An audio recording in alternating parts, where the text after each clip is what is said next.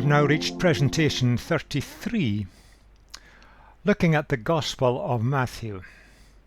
Let's as usual just reflect back on the previous presentation where we looked at what Jesus said about the end of the age and his return. He makes some key points. No one can predict when it will happen. And when people say they're signs of the times or try to make predictions today that we're near the end, they're going beyond what Jesus said. Indeed, they're pretending to know more than Jesus. There will be no warnings. It was just like the flood which took away the people in the days of Noah. But meantime, we just got to live on, carrying out our responsibilities, but expecting it at any time. And the key point is the quality of our living now is critical, and that's seen in how we treat each other. We need to strip away our wrong ideas. Over the centuries has accumulated all kinds of ideas which are still being put around and taught today. They do not conform to what Jesus actually says. Let's strip them away. We saw that Satan's mandate, he encourages us to think about ourselves, self-interest. That's the primary driving motive in all that we do. The way of Jesus, God's mandate, we simply live to serve others. We don't have an agenda. We just serve others because they're there and they have needs. It's a totally different way of looking at things, and it cuts right across the conventions of society and indeed right across the conventions of religions. And the final story that Jesus told, the evidence that God's love has touched us, that it's real, that we're in the kingdom, that the transformation is taking place. The evidence is in how we treat each other, in the ordinary, practical things of daily life. Central to all the teaching of Jesus. So the end of the age? Jesus will return to wind up the present age. He will come back as shepherd, watching over his flock. He comes back as king, the Lord of glory. He comes back as judge. And the word carries the idea of he comes to put things right. That's the return of Jesus. That's the end of the age. The timing's unknown. There therefore can be no signs of the times. And we showed how the actual language used makes it absolutely clear. The things that we thought were signs of the times refer to the fall of Jerusalem in AD 70. We've got to be prepared and ready. There are no warnings. And we just carry out the tasks that Jesus has set us to do, whatever these may be. We carry out our responsibilities. But that's the great truth. The way we live today, which is seen in how we treat each other, that expresses the reality of God in our lives. And that's what determines our future at the end of the age. Now let's move on to the next presentation, which is entitled Contrasting Events. We're now entering the final days of the earthly life of Jesus. Over his time he had drawn the crowds. He had taught the people. He had healed. He had restored. He turned nobody away. But he had confronted organized religion that was doing so much damage to ordinary people. And he'd warned his friends what was going to happen to them. Probably they hadn't really taken that on board. They couldn't see it as possible. Their great and wonderful leader. How could this possibly happen? And behind the scenes, hovering there, was the cross. that brutal form of Roman execution, the most barbarous act of torture ever invented. And this was now looming bigger. And Jesus prepared his friends for what was going to happen. Contrasting events. In all of this, as we read the story, we get the impression of Jesus absolutely serene. He's in control of events. Knowing his life destiny was coming, the very purpose he came into the world was going to be fulfilled soon. Alongside that, there's a picture of extravagant devotion. Unembarrassed, uninhibited devotion to Jesus. A lady wanting to give of her best for this great man who held the destiny of the world in his hand. Amongst his followers, utter confusion. They didn't get it, and if we'd been in their shoes, we wouldn't have got it. They were conscious of danger. They didn't want him to go to Jerusalem. They were fearful, wondering what will happen to them. Yet at the same time, there's a brash overconfidence that they would cope. They didn't know and didn't understand what lay ahead. And then there's a picture of plotting. It's hidden. The religious leaders simply wanted the removal of Jesus. He disturbed their cozy power base. How often that happens. Contrasting events. We see here a kind of contrast is painted.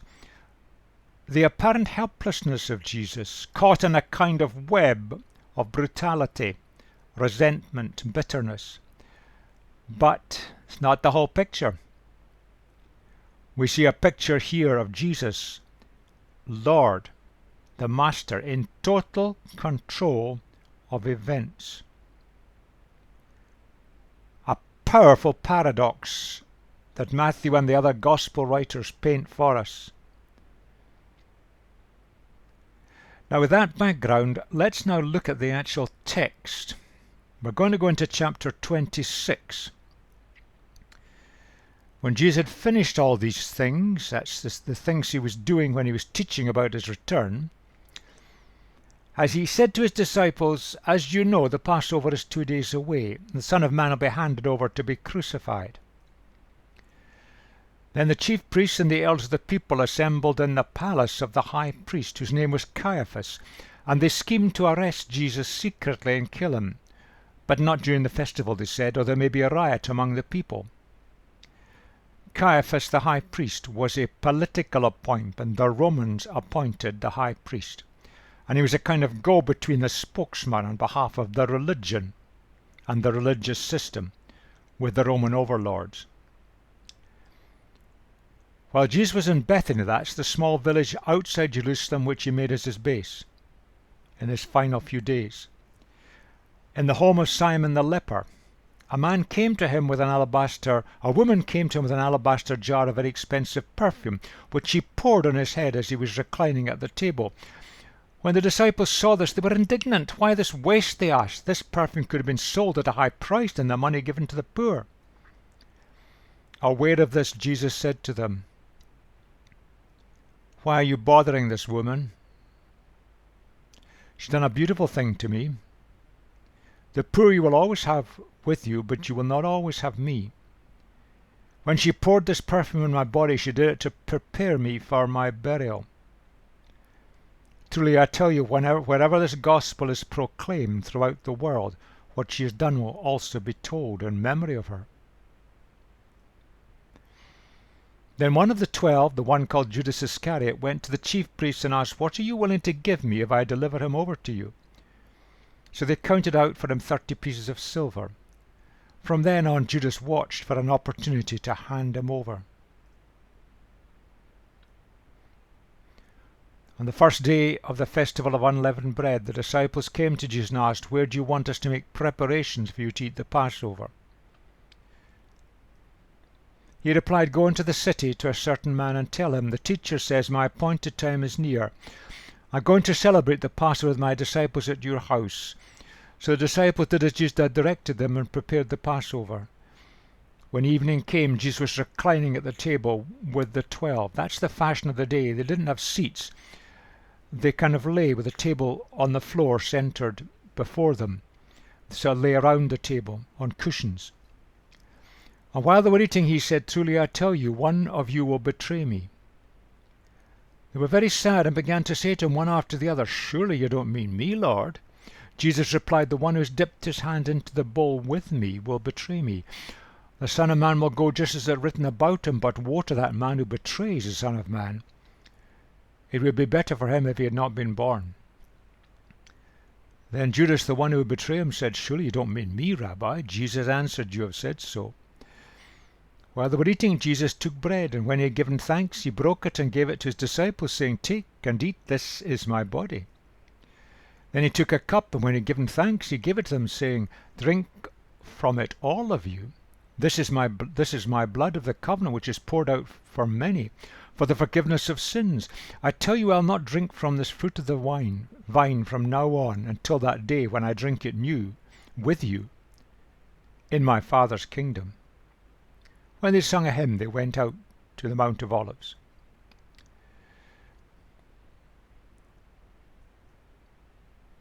And the final bit, then Jesus told them, "This very night you will all fall away on account of me. For it is written, I will strike the shepherd, and the sheep of the flock will be scattered. But after I have risen, I will go ahead of you into Galilee." Jesus replied, "Even if all fall away on account of you, I never will." "Truly I tell you," Jesus answered, "this very night before the cock crows, you will disown me 3 times. But Peter declared, "Even if I have to die with you, I'll never disown you." And all the other disciples said the same. That's taken from the book of Zechariah, where Zechariah pictures the leader of the people, described as the shepherd, struck down, and God allowing it to happen, and the followers scattering.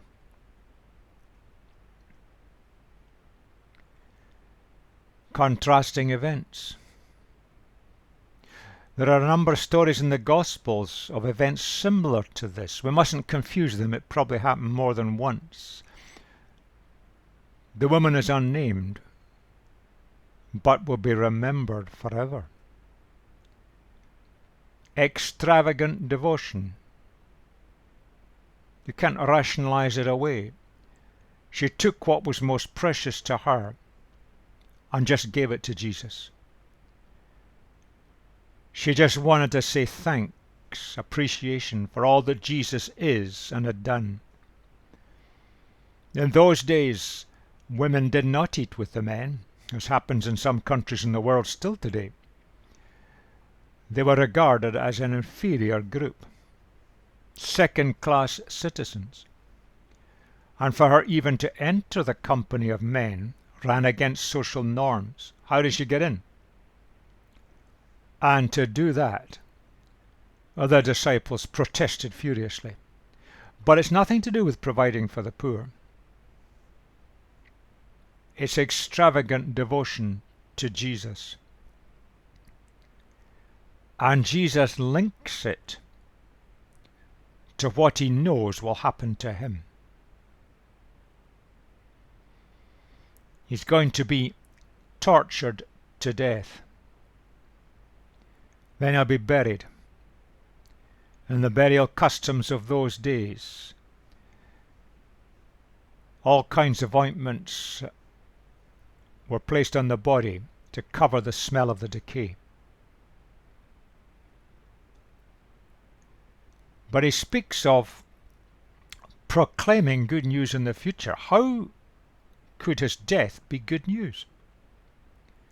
It points to something beyond his death. He speaks about him risen. Probably the disciples didn't get it. And again, if we'd been in their shoes, we wouldn't have got it either. Extravagant devotion. You can see as a contrast, unnamed, second-class citizen, gatecrasher, compared to a member of the inner group. Uncalculating generosity. She just gave everything to Jesus.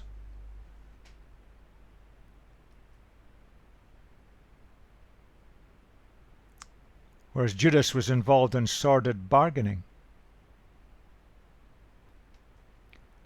The contrast is stark. And it so often happens, everything surrounding Jesus brought out contrasts in people.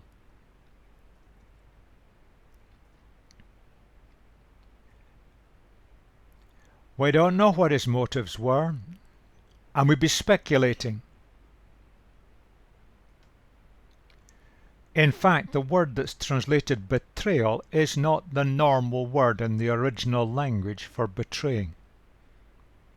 Perhaps that gives us a hint. The word really means handing over.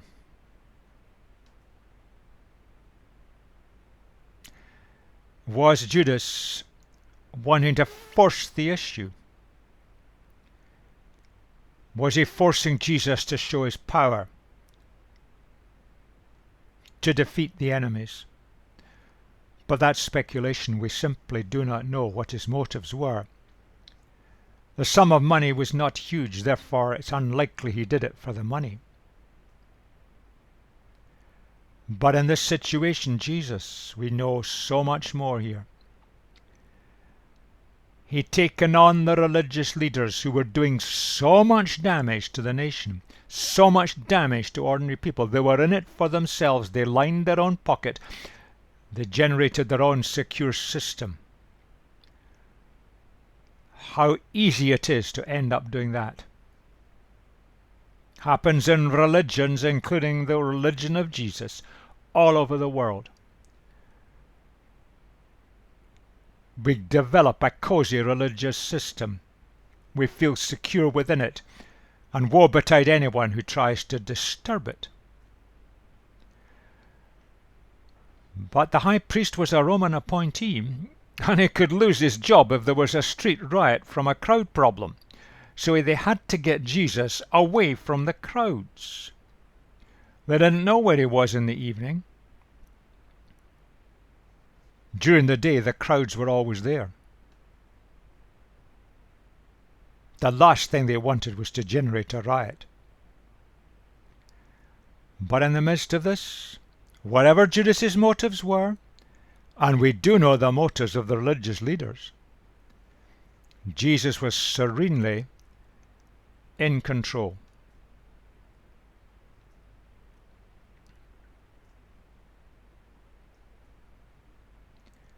But there's a very important statement there. The Son of Man, that's himself, will go just as it is written about him. In other words, I will be crucified, I will be tortured to death, I will be flogged, I will die, I will be buried. But woe to that man who betrays, hands over the Son of Man. It would be better for him if he had not been born. You see, what would happen to Jesus was planned.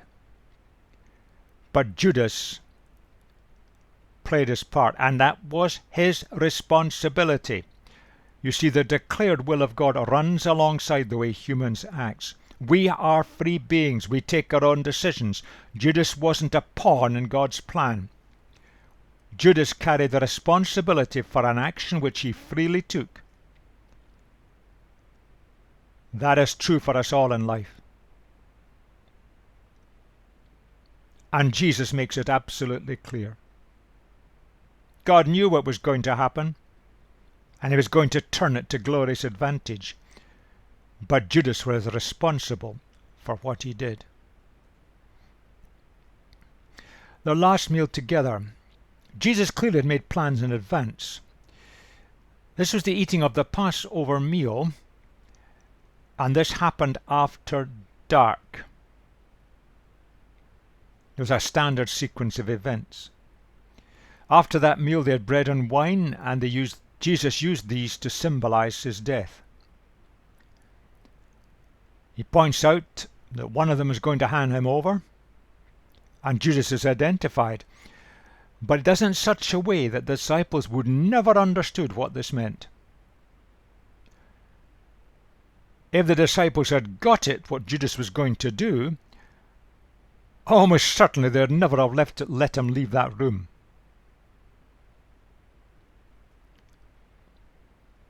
Now these have to be symbols. Jesus shows it. They're pointing forward to what was going to happen to Jesus. They are symbols, and they still are today, or how we've made a mess of this.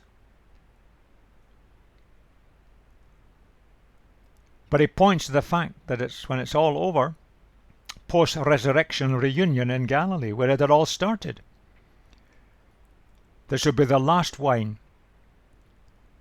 before the celebration in Galilee and thereafter. That night would be a grim night for Jesus. And the next day would be even worse. You see, Jesus takes this standard Jewish Passover meal and he reinterprets it to prepare them for his crucifixion and for the resurrection. Oh, how we've made this so formal. How we've read things into it that are just simply not there. The disciples, this group of men, were absolutely bewildered and confused. Events seemed to be whirling around them at such a pace. They were scared stiff, terrified. And they were going to walk away from Jesus in fear. What Jesus faced that night and the following day, he faced it all alone.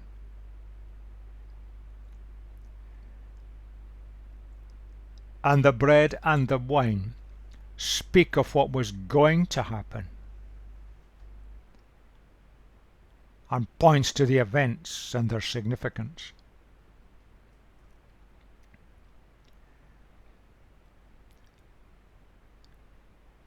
Took, blessed, broke, gave. That's the standard formulaic way that would happen in the Jewish Passover setup, indeed in a Jewish meal.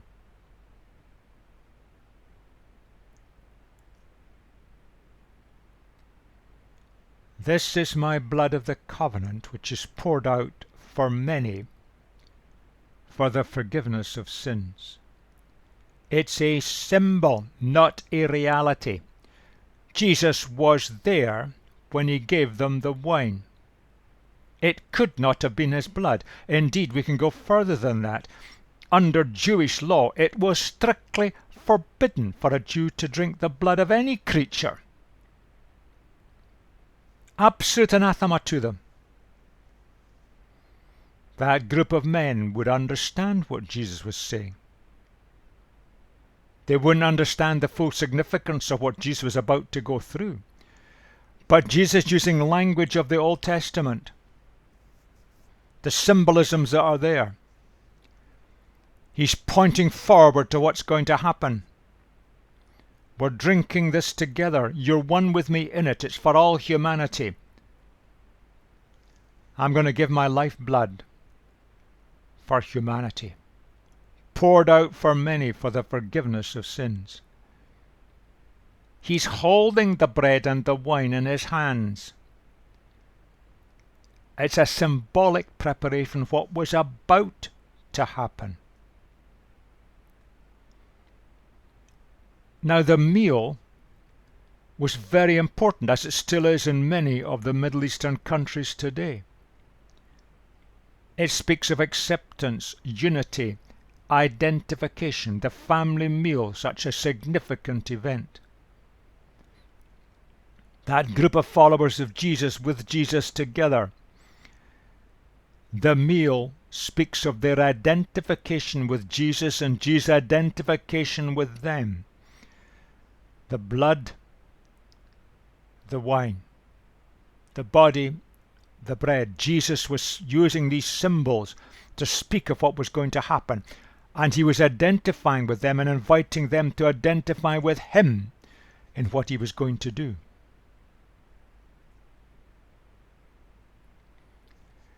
You see, he's inaugurating a covenant.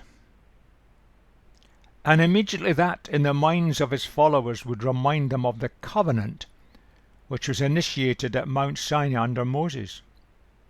But this time the covenant wouldn't just be for the people who'd been rescued from slavery in Egypt. It would apply to a wider audience, many people. And the covenant this time would deal with the forgiveness of sins, human rebellion against God. Now that problem was not fully resolved in the first covenant. The sacrificial system that was developed had to be repeated because the problem hadn't been resolved once and for all. And the death of Jesus was going to bring that new covenant into being. Now that bit the disciples wouldn't have got. They understood it later.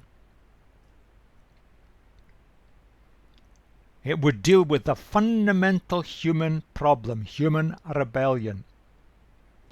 This isn't just disobeying God, it's a far bigger thing.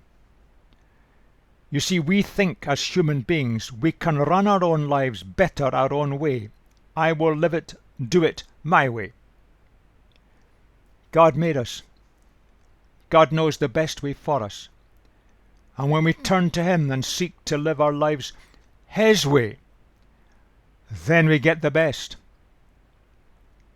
And that best spills out on all those round about.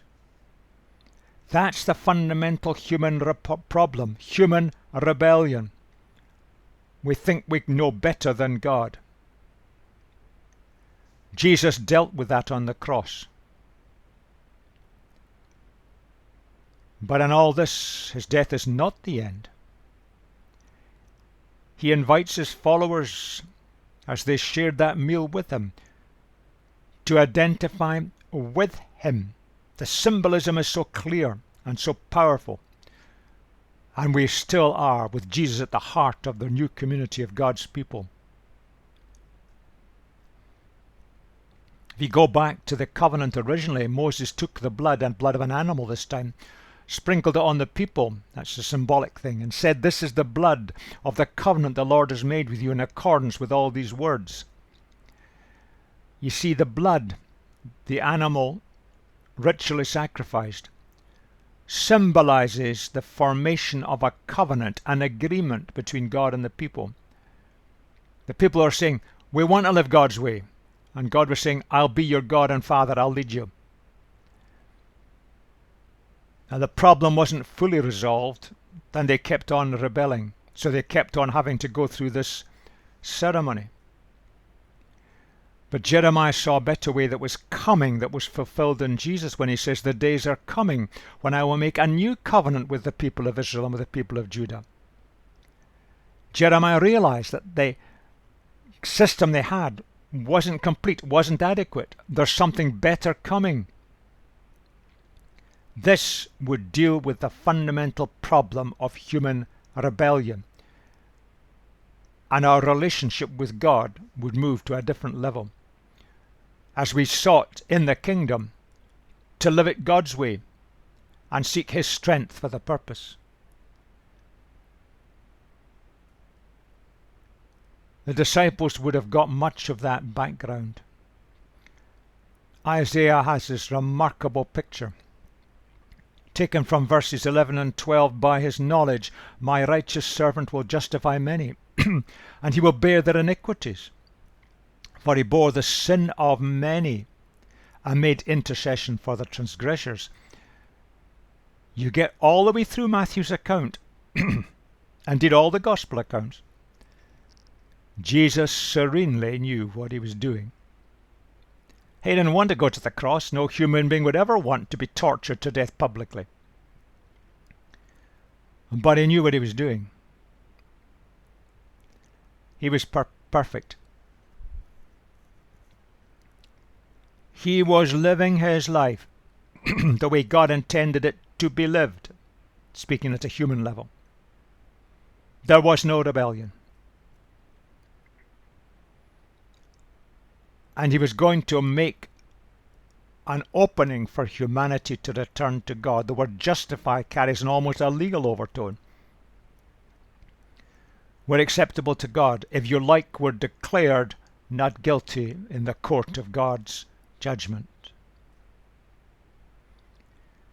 You see, Jesus dealt with our human rebellion on the cross. He dealt with the consequences of it. On the way we humans tear ourselves apart, tear each other apart, end up with strifes and battles and wars, dispeace at every turn. It all stems back to that.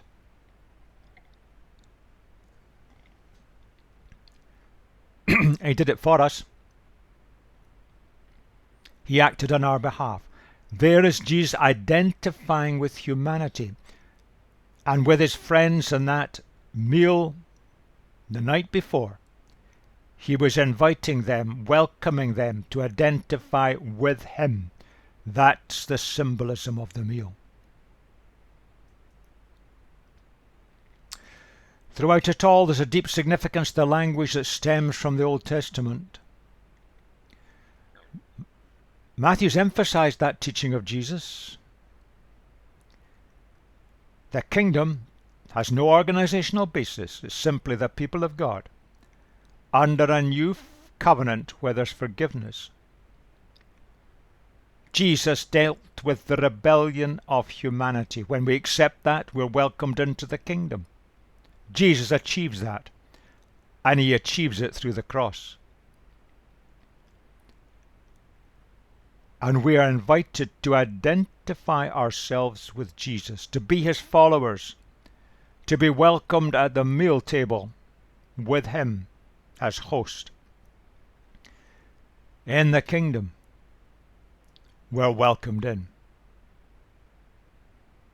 And the bread and the wine speak of that identification, that unity, that coming together with the Jesus that we seek to serve. Oh, how often we've messed this whole thing up. We need to go back to what Jesus actually did, what he said, and how Matthew's presented it, and indeed the other gospel writers have presented it. And get the depth of meaning that's there for us.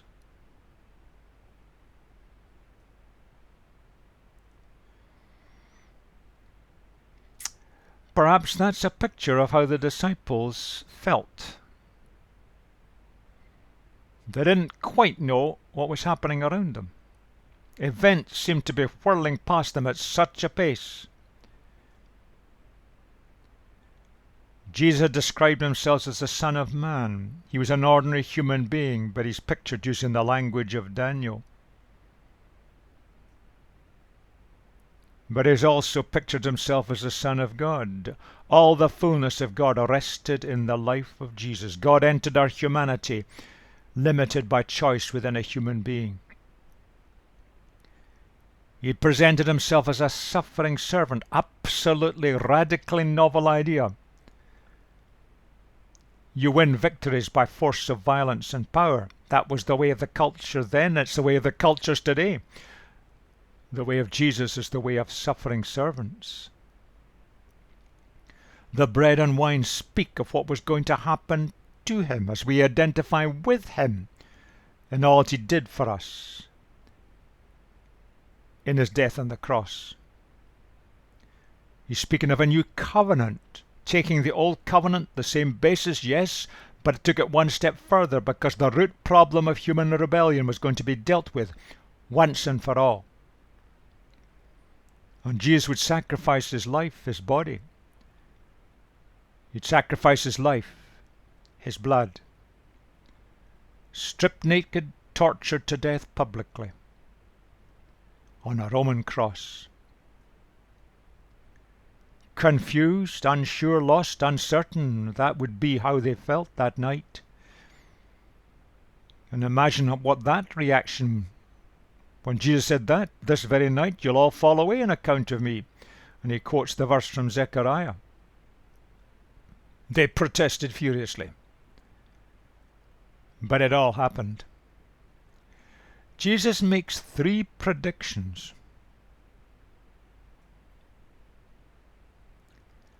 He predicts the disciples would scatter. When the crunch came, and you will find it in a later presentation, when the crunch came and Jesus was arrested, they all scattered and fled to save their own skins. And they got away because the people who were out to get Jesus were so focused on Jesus they ignored his followers.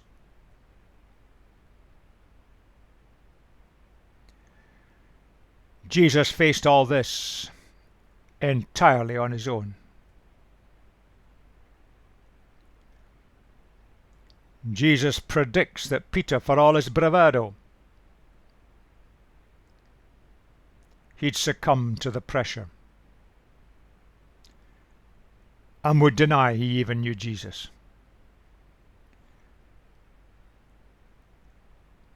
And the story is told later of how that it happened exactly as Jesus predicted. Peter was scared he might end up alongside Jesus on a cross next to him. 3 predictions. How we let Jesus down.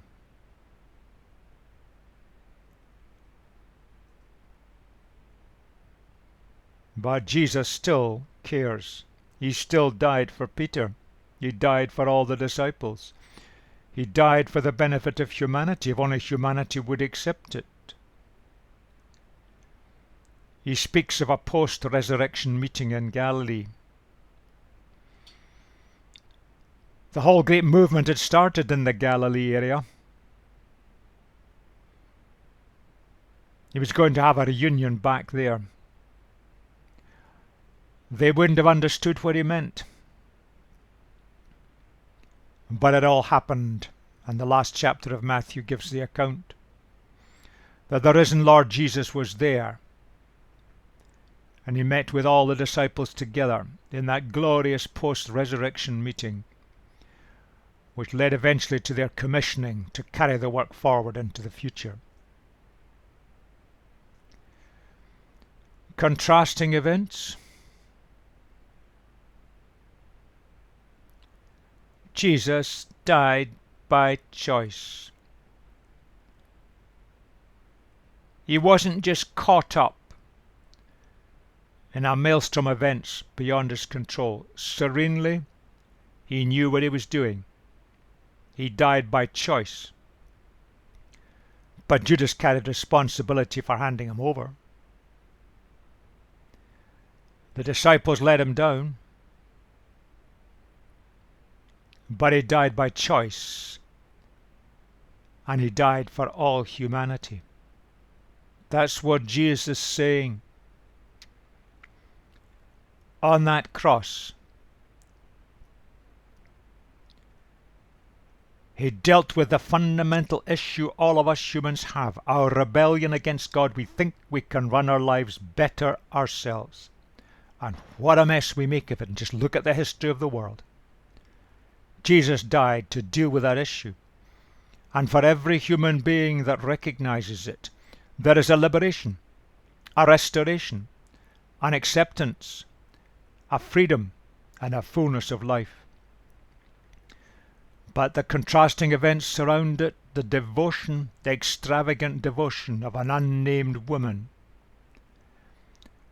the plotting behind the scenes of the religious leaders, given the door opening by Judas, and the disciples who were confused and let him down. The contrasting events of these last days of the early life of Jesus.